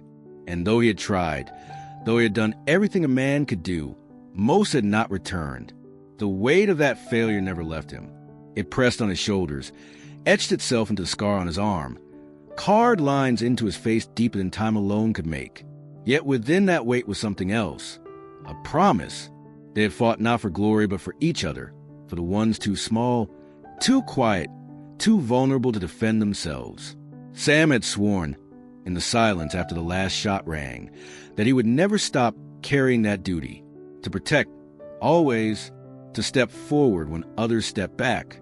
The present returned in fragments, the glint of leather jackets, the nervous shifting of boots, the harsh breathing of the man still kneeling on the pavement. Sam blinked once, steadying himself, and let the ghosts settle where they always did, tucked into the corners of his memory. The boy on the curb clutched his sketchbook with trembling fingers, eyes fixed on Sam with fragile kind of trust. Rachel stood beside him, her body taut, fear written in every line of her stance. Sam drew a slow breath. He felt the weight of his past pressing against the moment, the reminder of promises made long ago. This was not a battlefield in any official sense, but the lines were the same. Vulnerable lives in the center, predators circling, and him standing between them, just as he always had. The Outlaws might have seen only an old man, a faded tattoo, a scar from a fight they couldn't name. But Sam carried the weight of brothers who had fallen, and in their silence he found his strength. He had promised never to walk away from those who needed him. And tonight that promise had risen again, steady and unbreakable. The tension in the lot had thickened into something that weighed on every breath. The Outlaws shuffled, muttering under their breath, their earlier swagger cracked by the old man's calm defiance. Rachel stood close to Eli, her hand hovering near his shoulder but not touching, afraid that even her comfort might shatter the fragile stillness holding him together. The scattered sketches still lay across the pavement, smeared with boot prints, but the boy no longer tried to reach for them. His wide eyes were fixed on Samuel Kincaid, on the wiry figure who stood with steady shoulders and pale blue eyes that refused to bend. Eli's lips moved soundlessly, the same rhythm that had carried him through the noise before. Numbers, fragments of tunes, patterns only he could follow. But tonight the ritual faltered. His rocking had slowed, his breath no longer coming in shallow bursts. He clutched the sketchbook to his chest, his fingers curled tightly around its edge, but his eyes remained on the old man. He studied him the way he studied the machines he loved to draw, piece by piece, detail by detail. The scar along Sam's forearm, the way he didn't flinch when others loomed over him, the calmness that held even as anger circled. The bikers shouted again, but their voices came muffled to Eli, distant and blurred. What cut through instead was the silence in Sam, the unshaken rhythm that seemed to pulse from him like a steady drum. For a boy who lived in patterns, who needed something fixed when the world spun too fast, that stillness was something he could anchor to. He whispered once, his lips forming a shape that wasn't numbered this time, but no sound came. His throat tightened, the word lodged there, waiting. Rachel noticed a shift, her heart stopping for a beat. She leaned close, brushing hair from his forehead, trying to see if he was all right. Then, softly, Eli's voice broke through the night. Just one word, barely more than a breath. Safe. It was so faint that Rachel almost thought she'd imagined it. But his lips had moved. His voice had carried the fragile syllable into the heavy air. She felt tears sting her eyes, her chest tightening with relief and sorrow all at once. He hadn't spoken since the bikers had arrived, hadn't managed a single word through their jeers and threats. And now, of all moments, he had found one. The sound was small, almost lost under the murmurs of the gang. But Sam heard it. His gaze flicked briefly to the boy, and for the first time that night, something softened in his expression. The word didn't surprise him. He understood it. He had heard it before from young men crouched in trenches, from villagers who clung to soldiers in the dark, from children carried out of burning buildings. It wasn't a word born of certainty. It was a plea, a recognition that someone strong enough to shield them had stepped into the storm. The outlaws hadn't caught it, too busy exchanging uneasy taunts to cover the doubt gnawing at them. But Rachel heard, and Sam heard, and in that moment the night shifted. The boy who had curled into himself, who had hidden inside silence, had spoken. And the word he chose wasn't fear, wasn't despair. It was trust, fragile but real.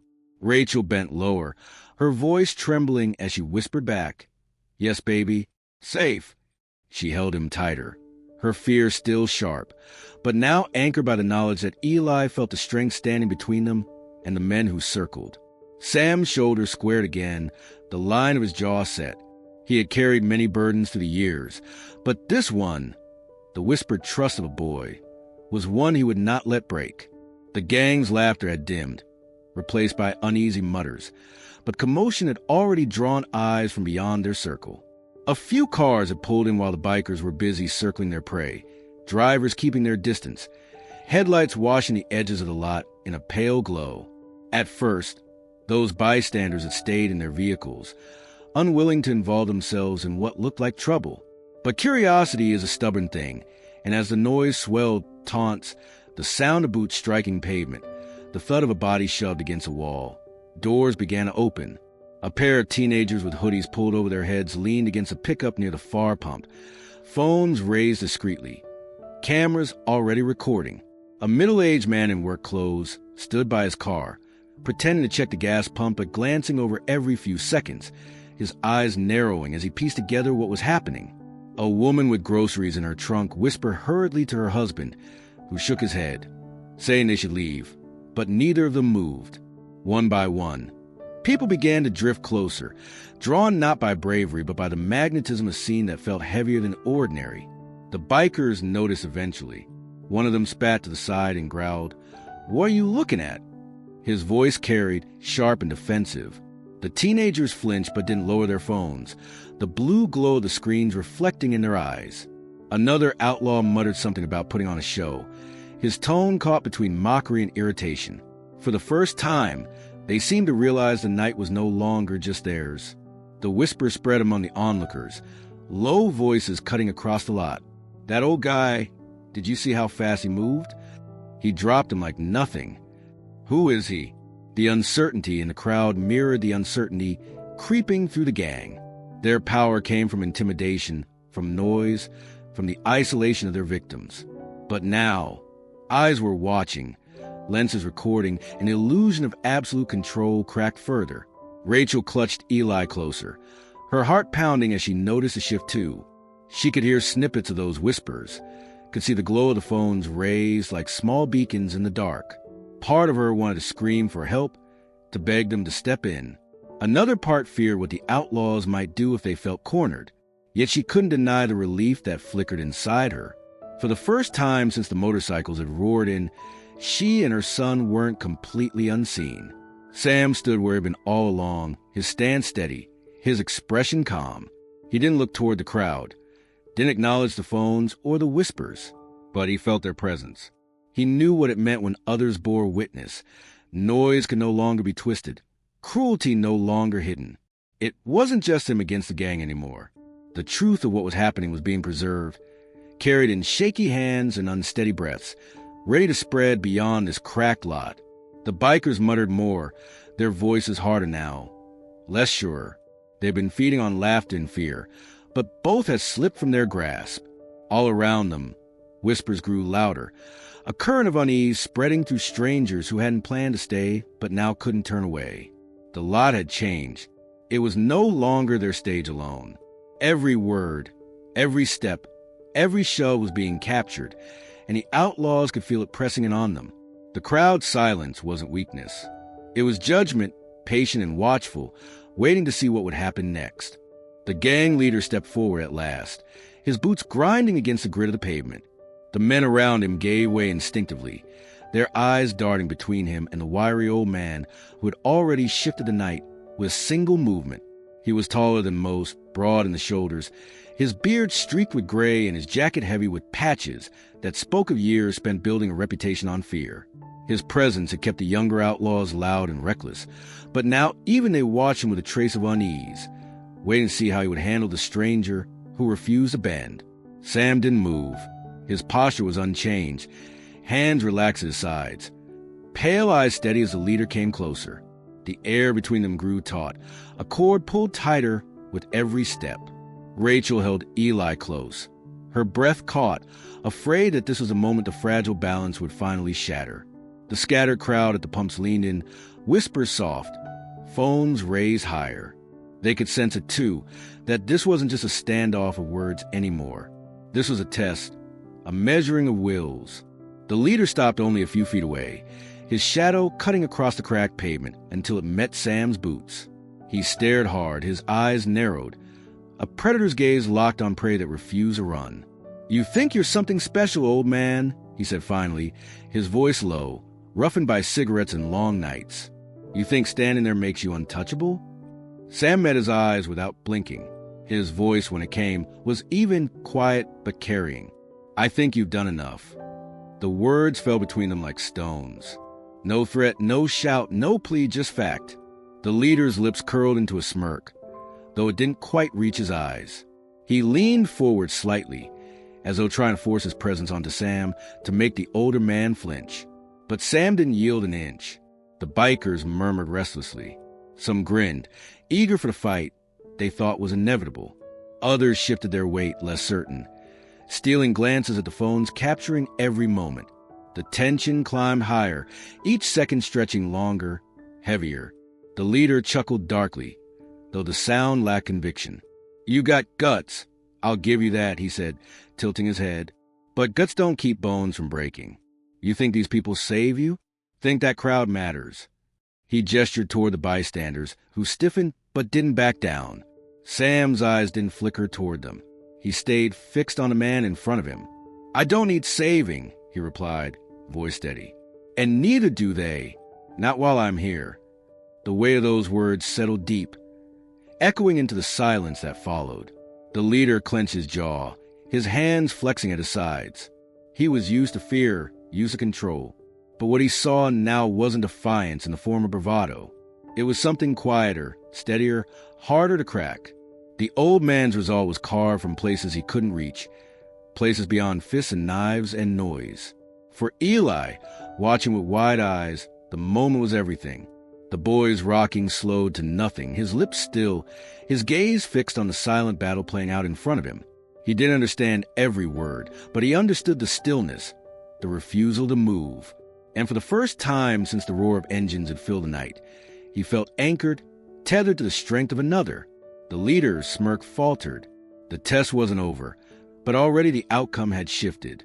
The battle wasn't in fists or blood, it was in will, and Samuel Kincaid's had proved immovable. The leader's smirk lingered, but it was forced now, the kind of expression a man wears when he knows eyes are on him and he cannot afford to waver. His men waited for a cue, the restless shuffle of boots against concrete echoing faintly in the quiet. The crowd at the edges of the lot had grown thicker, headlights illuminating the cracked pavement as strangers whispered, phones held high, every second captured. The weight of expectation pressed on the gang. Yet the old man in the center did not raise a fist, did not take a step forward. He simply held his ground. Sam's gaze never left the leader's. His pale blue eyes, carved with years of seeing too much, carried no fear, no arrogance, only certainty. When he finally spoke, his voice cut through the tension with the same calm clarity it had carried before. "Strength isn't in cruelty," he said evenly, the words deliberate, unhurried. "It's in what you protect." The statement landed with a heaviness that no insult could match. The laughter that had bubbled around the edges of the circle died off, stifled by something they couldn't quite name.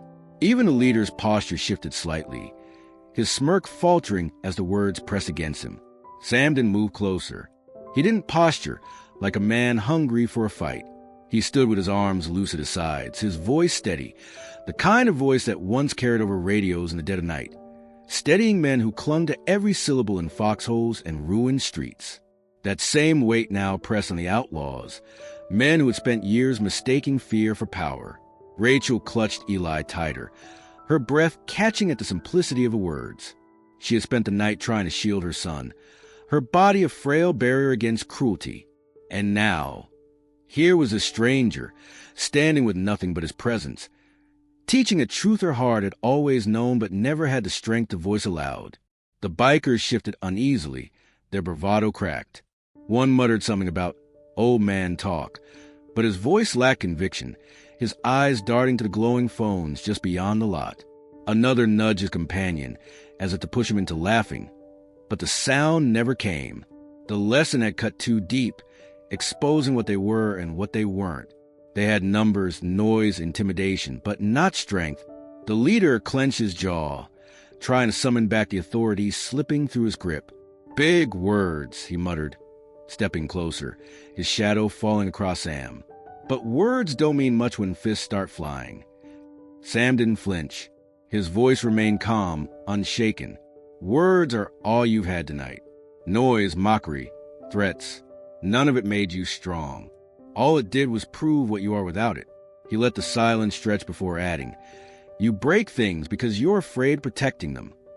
The crowd at the pumps murmured louder now, whispers spreading like fire. A woman gasped softly. A man shook his head in quiet amazement. The teenagers with phones lowered their arms slightly. Not one had missed a single word. Eli's small voice whispered the word he had clung to earlier, safe, barely audible, but Rachel heard it again, and she realized her son wasn't watching the gang anymore. His eyes were fixed entirely on Sam, absorbing every word like a lifeline. The leader tried to smirk again, but it came out thin, brittle. The weight of Sam's lesson lingered in the air, undeniable, reshaping the night. The outlaws still stood in a circle, but they no longer looked like hunters. They looked like men who had stumbled into a mirror they never wanted to face.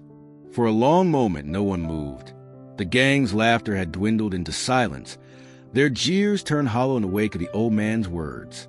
The lot was heavy with tension, but it wasn't the same kind that had hung there before. It was different now. Sharper, edged not with their control, but with the loss of it. The crowd at the pumps whispered, their phones raised higher, recording the spectacle as though they sensed they were witnessing a fracture in something that once seemed unbreakable. The leader of the outlaws stared hard at Sam, his jaw tight, his fists clenched at his sides. His men shifted uneasily behind him, glancing at one another, waiting for him to restore the balance, to reassert their dominance with a strike or a roar. But the moment had already slipped away, and they knew it. They had mocked and threatened, shoved and stomped, and still the wiry old man had not flinched. Worse, he had spoken with a calm that stripped their cruelty bare, turning their noise into weakness. The first to break was the man Sam had dropped earlier. Still clutching his wrist, he staggered back toward his bike, muttering under his breath. His pride wounded more than his body. His retreat drew eyes, and when no one stopped him, when the leader didn't bark him back into place, the others felt the shift. Another outlaw cursed, spat to the side, and stalked toward his machine, his boots heavy against the pavement. Engines coughed to life one by one, the guttural roar that had once sounded like thunder now carrying something else. Frustration, even shame. The noise filled the lot again, but it no longer had the same power. It wasn't a declaration of ownership, but the hollow echo of men trying to cover their retreat.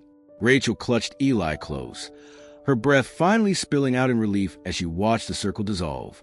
The boy kept his eyes fixed on Sam, but the rocking had stopped entirely.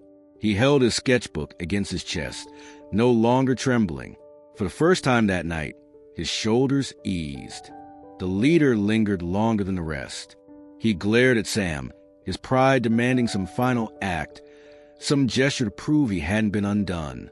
His hands flexed as though he might lunge forward, but the phones at the pumps glinted in the corner of his eye, dozens of lenses capturing every second. He cursed under his breath, then swung his leg over his bike, the machine roaring beneath him. He leaned forward, pointing a finger at Sam as the headlights cut across the lot. "This ain't over," he spat, his voice rough, though it carried no real weight. Then he revved the engine hard, the tires spitting gravel as he pulled away. His men followed, each one slower than the last, as though reluctant to show their backs but unwilling to stay. The sound of engines faded down the road, swallowed by the night. Silence returned to the gas station, broken only by the faint hum of the neon sign and the unsteady breathing of those who had witnessed it all. The circle of cruelty had been broken, their bravado shattered. One by one, the outlaws had left, and in their wake stood only the old veteran, unshaken, and the boy who had whispered safe. The engines dwindled into the distance, their echoes fading into night until nothing remained but the faint buzz of the station's neon sign. Gravel that had been scattered by the departing bikes settled into stillness, and the air grew heavy with the absence of noise. For the first time since the outlaws had rolled in, the lot was quiet. The crowd by the pumps lowered their phones, whispers giving way to silence as if no one dared to be the first to break it. Even Rachel, who had been holding her son so tightly her arms ached, found herself frozen in place, her breath caught halfway in her chest. The old man stood exactly where he had been, the scar on his forearm fainting the glow, his shoulders squared, his pale eyes watching the road where the gang had vanished. He didn't move, didn't sigh, didn't even shift his stance. He simply remained still, as though waiting to be certain that the night would hold. Around him, the lot carried the remnants of what had nearly become violence. Boot scuffs in the dust, cigarette butts ground into pavement, crumpled sketches smeared with oil. Yet in that stillness, all of it seemed distant, as if the danger had been swept away with the roar of engines. Rachel loosened her grip at last. Her arms trembled as she pulled back slightly, looking down at her son. Eli sat on the curb, his sketchbook still pressed to his chest, his knuckles white around its edges. His breathing was steadier now, no longer quick and shallow, though his face remained pale under the dim light. He blinked once, twice, as if waking from a long dream, and then slowly lowered the book into his lap. His fingers, small and hesitant, traced a worn cardboard cover before he flipped it open. The scattered pages around him lay forgotten. Those were already ruined, smeared, trampled, torn. But Eli did not reach for them. Instead, he turned to a clean sheet, the crisp white paper untouched by the chaos. He drew in a slow breath and set the tip of his pencil against the page. The sound was faint but unmistakable, graphite scratching softly, steadying itself on a surface that had not yet been broken. Rachel felt tears sting her eyes. Her son's silence had stretched so long, his world shrunk so small, that she feared he might not find his way back. Yet here he was, returning to the one thing that gave him peace. The quiet rhythm of his pencil was fragile, but it was real. She crouched beside him, brushing a lock of hair from his forehead. Though she didn't speak, she knew better than to intrude. His world was opening again, slowly, one line at a time.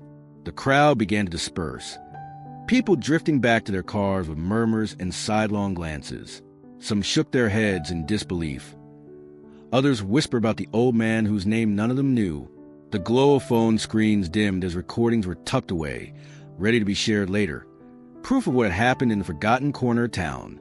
But here, in the moment, no one dared to break the fragile silence with words. Sam finally exhaled, a breath so subtle it might have gone unnoticed. He glanced at the boy, saw the way his pencil moved with new purpose, and then let his eyes drift back to the night road. He didn't need thanks, didn't need recognition. The quiet was enough. The boy was drawing again, and that was the truest sign that the storm had passed. The gas station, once filled with engines, threats, and jeers, now echoed only with the soft scratch of pencil against paper. It was not much, but it was everything. The page lay clean before him, the white surface glowing faintly in the spill of light from the station lamps. Eli's hand trembled at first, the pencil hovering uncertainly, as though unsure if the world around him was finally still enough to allow him to draw. He had lost so many of his earlier sketches to scuffed boots and cruel laughter that for a moment he simply stared at the emptiness, listening to the quiet. His rocking slowed to nothing. His breath steadied. Then, with deliberate care, he pressed the graphite to the paper and began to shape lines. Rachel knelt beside him, her arm resting lightly across her knees. She did not speak, afraid that words might break the fragile calm her son had found again. Her eyes followed the pencil, though she could not yet see what he was drawing. She only knew that this was his way of stitching himself back together, piece by piece, stroke by stroke. Sam stood a few feet away, silent and still as he had been all along. His pale eyes scanned the lot one last time, confirming that the engines had gone, that the threat was no longer circling. The crowd had thinned, leaving only a few stragglers who lingered near their cars, whispering to one another about what they had witnessed. He let them fade into the background, paying them no more mind than he gave the buzzing neon sign above. His attention drifted back to the boy, whose shoulders no longer hunched with fear, but bent in focus over the page.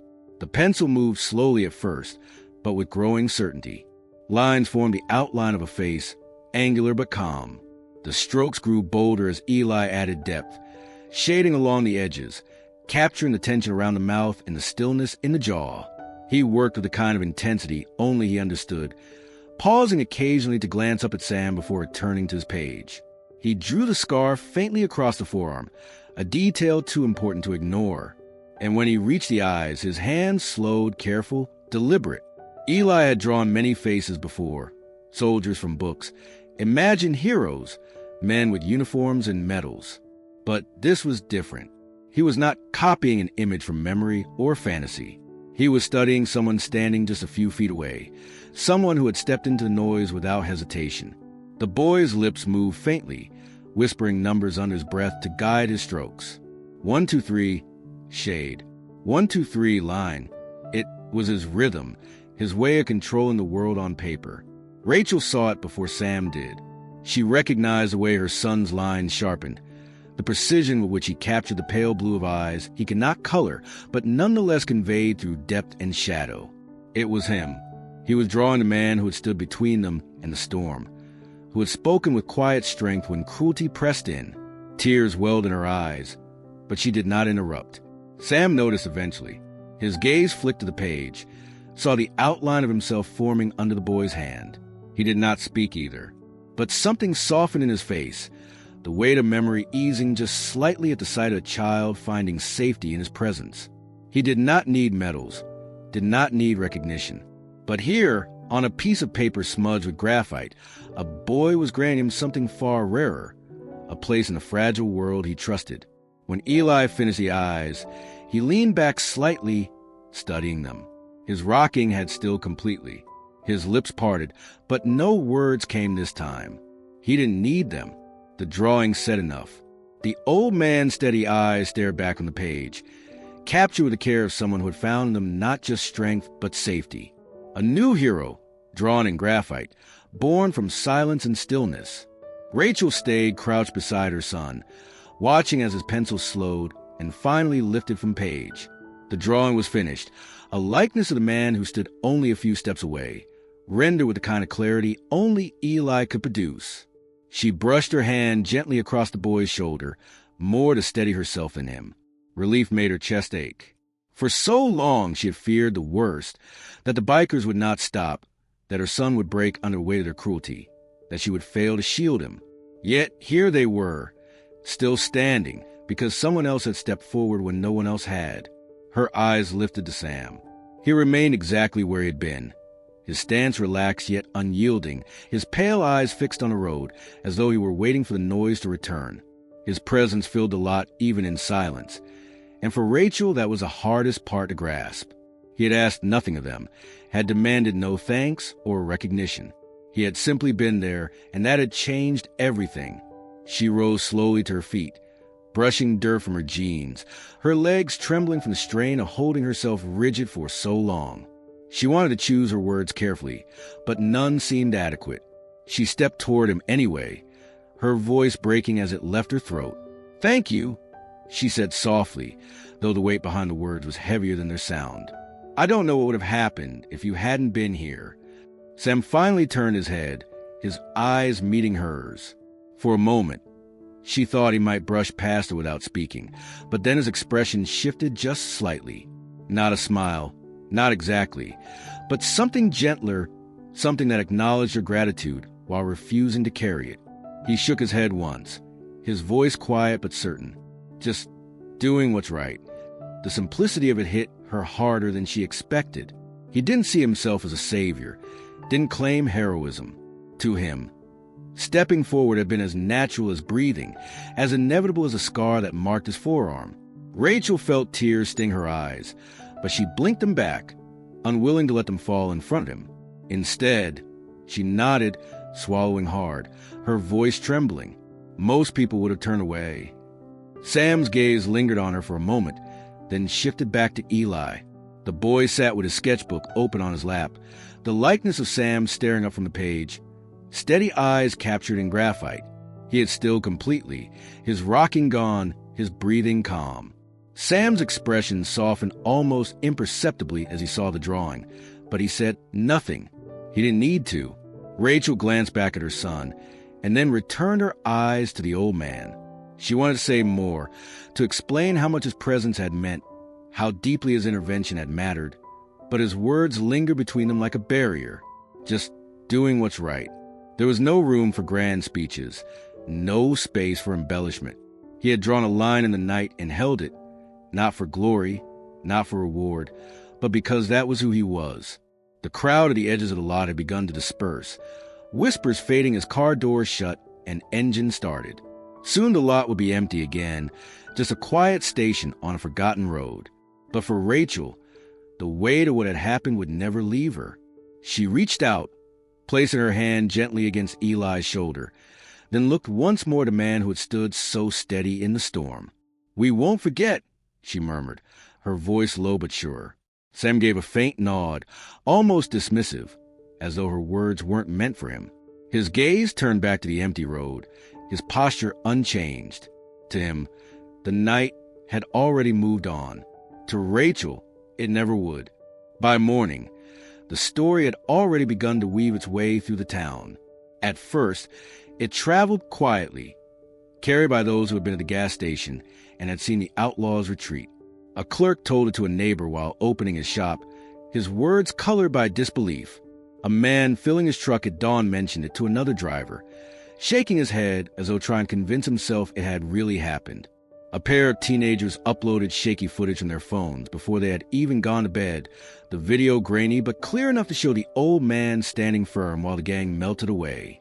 The whispers spread from living rooms to diners, from the benches outside the hardware store to the barbershop, where old men gathered for their morning coffee. "Did you hear about what happened out at the station?" Someone would ask, leaning closer. "They say the iron vultures backed down." "Backed down," from one man. The incredulity in their voices only made the story grow, each telling shaping it a little sharper, a little more vivid. At first, no one knew his name. He was only the old guy, the drifter, the janitor-looking fella. Some described his wiry frame, his gray hair, his faded jacket. Others swore they had noticed a scar on his arm, the way he moved with control, that didn't belong to someone fragile with age. Then someone recognized him, a bus station worker who had seen him often enough to know he cleaned floors there at night. Spoke up. "That's Sam Kincaid," he said. "Quiet man. Doesn't talk much. Keeps to himself." The name gave the whispers weight. Sam Kincaid. People rolled it over their tongues, testing against a story that was spreading faster than the Outlaws could deny it. And soon another detail surfaced. A retired mechanic recalled seeing the faded ink on Sam's wrist, the eagle perched on crossed arrows. He had one just like it from his own time in service. He told his buddy at the diner counter, who told the waitress, who told everyone who sat down for coffee. By the time the sun had set again, the rumor had taken hold. He wasn't just some old janitor. People said he was a soldier once. Green Beret. The words carried weight in a town where military service was honored, where the sacrifices of those who had worn a uniform were remembered in plaques at the courthouse and in the rows of flags on Memorial Day. The idea that the quiet man sweeping floors at the bus station had once been one of them, a man trained for the most dangerous missions, a man who had carried the weight of war on his shoulders, changed everything.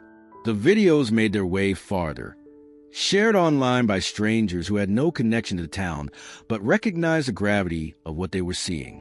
Comments filled with speculation. Some doubted it, calling it staged, but others swore they saw the truth in the old man's stillness, in the precision of his movements. The label followed him whether he wanted it or not. Veteran, Green Beret, decorated. By the next day, Sam Kincaid could no longer walk the short stretch between the bus station and the corner store, without someone staring, whispering his name under their breath. To him, nothing had changed. He carried his satchel, wore his faded jacket, kept his silence. But to the town, the man they had overlooked had become something else entirely. A reminder that quiet strength often hides in the people no one thinks to notice. The lot was nearly empty by the time Rachel coaxed Eli into the car. The station lights buzzed faintly above, washing the cracked pavement in a pale glow, but the noise and chaos of earlier felt like something from another world. The scattered crowd had gone, leaving only silence and the faint hum of insects in the grass beyond the road. Eli clutched his sketchbook tightly, sliding into the back seat with his pencil already poised. Rachel lingered a moment by the door, her eyes drawn to the wiry figure still standing near the pumps.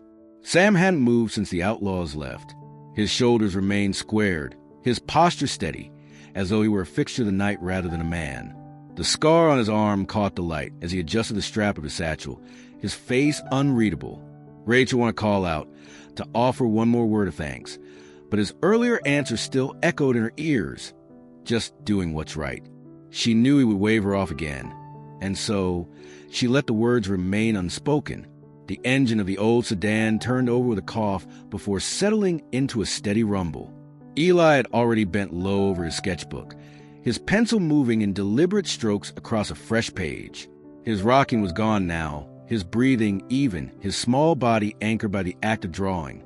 Rachel glanced in the rearview mirror and caught sight of his work, lines shaping the old man's frame, the steady stance, the scar, and above all, the eyes. Her throat tightened. He was drawing his protector, carrying him onto paper where he could never be lost. She shifted the car into gear and pulled onto the road. Gravel crunched beneath the tires before the sedan found smooth pavement. The headlights stretched forward into the dark, and the gas station receded behind them, a forgotten speck on the edge of town. Eli barely noticed. He sketched with the focus of someone who had found a truth worth keeping, his pencil scratching softly, steady as the rhythm of his breath. Sam watched them go.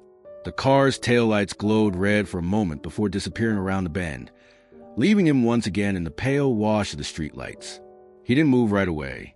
He listened to the silence, to the emptiness that followed storms, to the familiar quiet that always came after standing his ground. Then he adjusted his satchel once more and began to walk. His boots struck the pavement with slow, deliberate steps. The road stretched out ahead of him, long and unremarkable, but he walked it with the same steadiness he had carried all night. No medals gleamed on his chest, no ribbons fluttered in the air. He had left those long ago with the brothers who hadn't made it home. What remained was not decoration but dignity, carried in the way he moved, in the silence he held, in the promises he still kept even when no one was watching. The streetlights caught his figure as he passed beneath them. One pool of light to the next, a solitary silhouette against the night. To the town, whispers would grow, stories would spread, and names would be remembered. But Sam did not walk for any of that. He walked because he always had, forward, steady, ready to stand where he was needed. Behind him, a boy sketched him into permanence. Ahead of him, the road stretched quiet and endless. And in between, he carried what mattered most. Not medals, not recognition, but the simple, unshaken dignity of a man who had never stopped protecting.